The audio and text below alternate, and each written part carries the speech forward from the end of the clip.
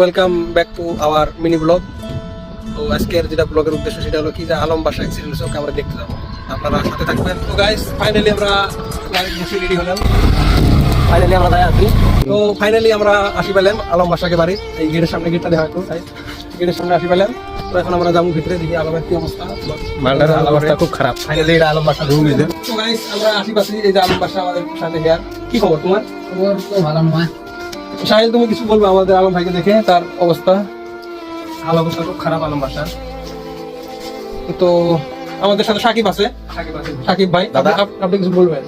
ওইটাই বলবো যে আমাদের আলম ভাই বহুদিন থেকে বাড়ি, সবাই দোয়া করবেন ইনশাআল্লাহ। তো আলমের যেটা সমস্যা আপনাদেরকে বলতে যাচ্ছি সেটা হলো কি যে আলম বাইক অ্যাক্সিডেন্ট করেছিল, একটা জোরদার অ্যাক্সিডেন্ট, তার জন্য তার ঠ্যাংটা ভেঙে গেছে। ঠিক আছে, আপনাকে দেখাচ্ছি তার ঠ্যাঙ্গার কি হালত। তো দেখতে পাচ্ছেন আপনারা তার ঠ্যাঙ্গের অবস্থাটা, এই যে এখানটায় ভেঙে গেছিল। আমি আপনাদেরকে ফটোর ক্লিপে দেখে দেবো কোনখানে জায়গা কেটে ফেলেছে, এখান জায়গা কেটে ফেলেছে। তো আপনারা দেখলেন আলমের কি অবস্থা।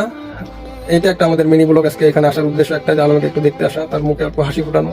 সে মনে সব ঘরে সবসময় একলা একলা বোর হয়ে থাকে, তার জন্য আমরা সবাই একটু এন্টারটেনমেন্ট